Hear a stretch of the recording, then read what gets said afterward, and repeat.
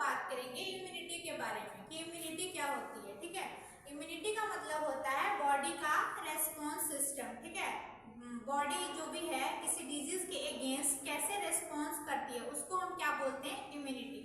ठीक है, जैसे कोई बच्चे बहुत ज्यादा बीमार पड़ते हैं, कोई बच्चे कम बीमार पड़ते हैं, क्यों? उसका रीजन है हमारा इम्यूनिटी, हमारा इम्यून सिस्टम। ठीक है, जैसे कोई भी इंफेक्शन है वो हमारे बॉडी में एंटर करती है, अगर हमारी जो इम्यूनिटी है, इम्यून सिस्टम है, वो वीक होती है तब वो डिजीज क्या हो सकती है, हमें अकर हो सकती है। कोई भी डिजीज हो सकती है या इन्फेक्शन हो सकता है। ठीक है, तो बॉडी क्या करती है, जो भी हमारे डिजीज है या इन्फेक्शन है उसके अगेंस्ट में काम करती है, उसी को हम क्या बोलते हैं, इम्यूनिटी।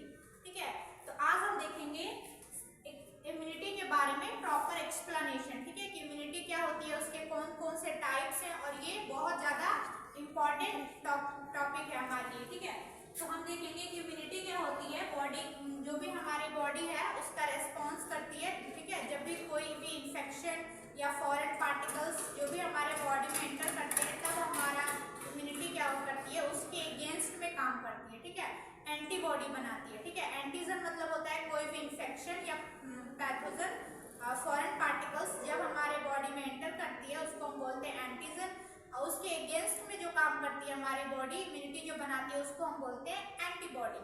ठीक है, तो अब हम बात करेंगे उसके टाइप्स के बारे में। ठीक है, तो इम्यूनिटी की दो टाइप्स है, इनेट इम्यूनिटी और एक्वायर्ड इम्यूनिटी। ठीक है, इनेट इम्यूनिटी क्या होती है, इसके दो टाइप्स है, नॉन स्पेसिफिक और स्पेसिफिक। नॉन स्पेसिफिक मतलब कोई भी इन्फेक्शन आ जाए वो सेम ही वर्क करेगी। ठीक है, कोई स्पेसिफिक एंटीबॉडी नहीं बनाएगी। ठीक है, जैसे कि अगर टीबी आ गया, टीबी का बैक्टीरिया आ गया या फिर कोई भी बैक्टीरिया वायरस कुछ भी आ गया, तो उसके अगेंस्ट में कोई स्पेसिफिक जो एंटीबॉडी है वो नहीं बनाती है। ठीक है, ये क्या है, नॉन स्पेसिफिक इम्यूनिटी है। ठीक है, सेकेंड हमारा है स्पेसिफिक इम्यूनिटी। स्पेसिफिक में हो गया कि जैसे कोई भी, जैसे टाइफाइड हो गया, ठीक है, तो उसके अगेंस्ट ये क्या करेगी, एंटीबॉडी बनाएगी। इसमें क्या है, स्पेसिफिक, जो भी हमारा एंटीजन है उसके स्पेसिफिक वो एंटीबॉडी बनाती है, और ये हमारा है नॉन स्पेसिफिक, तो कोई भी इन्फेक्शन आ जाए या फॉरेन एंटीजन आ जाए वो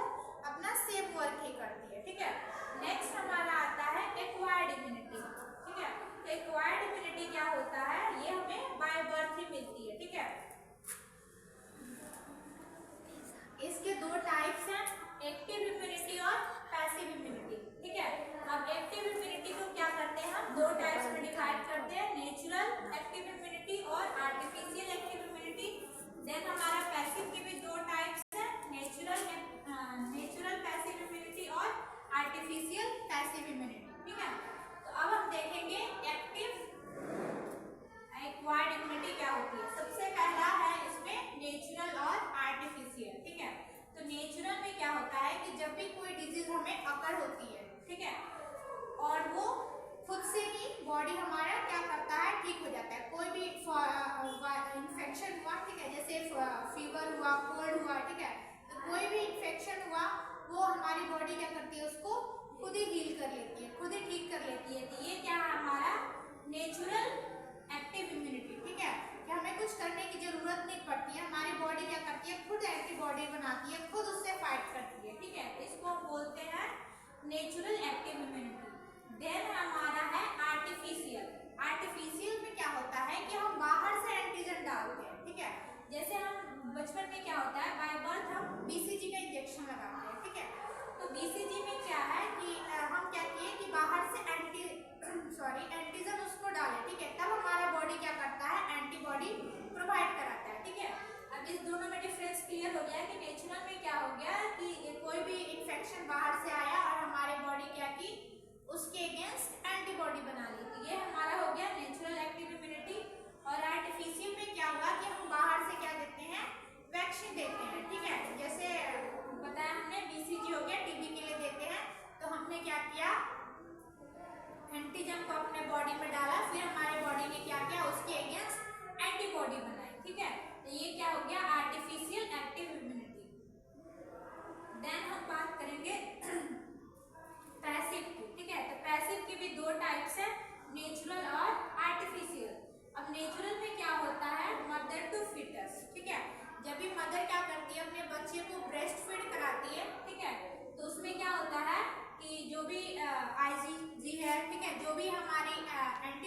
वो बच्चे में ट्रांसफर हो जाती है, ठीक है।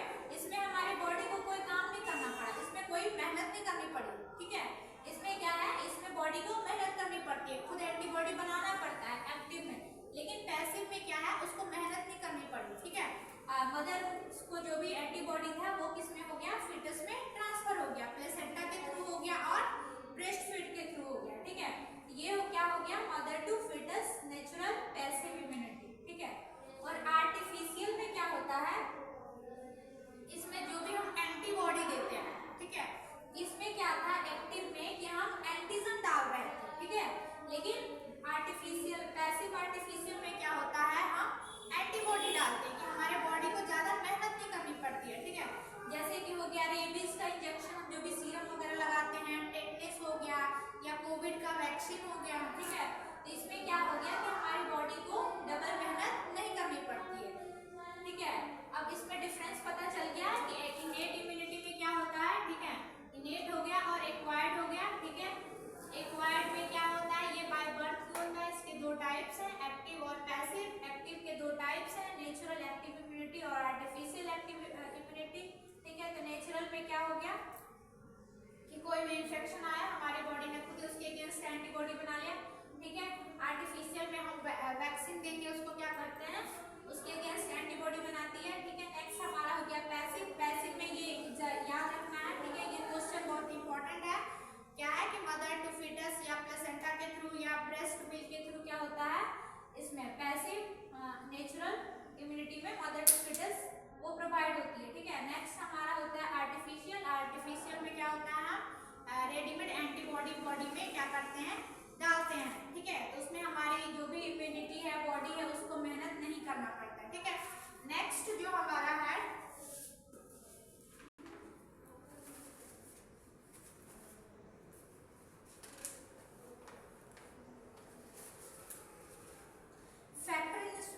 Factor influencing innate immunity. कैसे, कौन कौन सा ऐसा फैक्टर है जो हमारी इम्यूनिटी को क्या करती है, अफेक्ट डालती है, ठीक है। तो सबसे पहला है एज, ठीक है। जैसे कि सबको पता है कि जो भी हमारा एज है, जैसे चाइल्डहुड हो गया या ओल्ड एज हो गया, ठीक है, तो उसमें क्या होता है कि वो जो हम उस समय हमारी इम्यूनिटी क्या होती है, वीक होती है, ठीक है, चाइल्डहुड और ओल्डर एज में, ठीक है। तो उस समय हमारी इम्यूनिटी क्या होती है, वीक होती है, तो उस समय कोई भी इन्फेक्शन क्या है वो जल्दी अकर हो सकता है, ठीक है। तो ये एज क्या है, हमारी इम्यूनिटी पे एक अफेक्ट डालती है, ठीक है। नेक्स्ट आता है हार्मोनल, ठीक है, जैसे कि हार्मोनल चेंजेस, ठीक है, जैसे कोई भी हार्मोनल चेंजेस होता है हमारी बॉडी में, तो उस समय हमें हमारी जो भी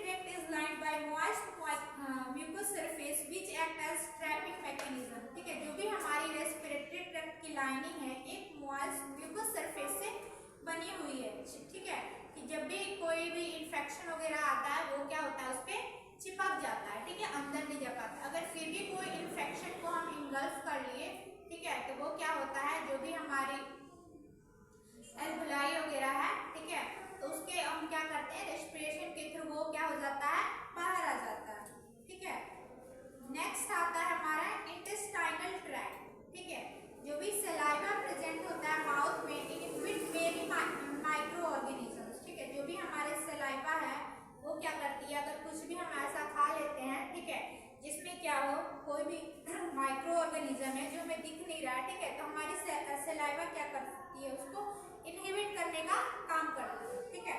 अगर फिर भी कुछ हमने क्या कर लिया, ऐसी चीजें ले ली, ठीक है, तो जो भी हमारा माउथ होता है उसका एसिडिक जो पीएच होता है, गैस जूसेस होते हैं, ठीक है, तो उसको क्या करती हैं, डिस्ट्रॉय कर देती हैं, इनगल्फ हो जाता है, ठीक है। तो ये हमारी इंटेस्टाइनल ट्रैक्ट है। नेक्स्ट हमारा है कंजक्टाइवा, ठीक है। कंजक्टाइवा आपने सुना होगा कि आंसू रोना क्या है, बुरी चीज है, ठीक है, लेकिन साइंस ये कहता है कि रोने से क्या हो जाती है, हमारी आंखों की सफाई हो जाती है, ठीक है। ये क्या है, कंजक्टाइवा है, जो भी हमारे टीयर आते हैं, ठीक है, उसमें क्या होती है, जो भी हमारे जो भी आइस के आसपास बैक्टीरिया है, ठीक है, तो उसको क्या करता है, फ्लश कर देता है, ठीक है। तो जब भी हम रोते हैं या आंख से आंसू आता है, तो जो भी बैक्टीरिया वगैरह है या कुछ भी है, तो उस क्या हो जाता है, क्लीन हो जाता है उससे, ठीक है। नेक्स्ट हमारा आता है genito urinary tract. Urine eliminate bacteria from urethra bye it's flushing action, ठीक है। यूरिन के थ्रू क्या होता है, जो भी बैक्टीरिया है, ठीक है, यूरेथ्रा में या फिर ब्लैडर वगैरह में, ठीक है, तो उससे क्या हो जाता है, वो एलिमिनेट हो जाता है, बाहर हो जाता है, ठीक है। Acidic pH of vaginal secretion makes vagina free from micro organism, ठीक है, जो भी हमारा वेजाइना है वो क्या होता है, उसका एसिडिक पीएच होता है, और एसिडिक पीएच की वजह से क्या करता है, वेजाइना को फ्री कर देता है माइक्रो ऑर्गेनिज्म से, ठीक है। समझ में आया?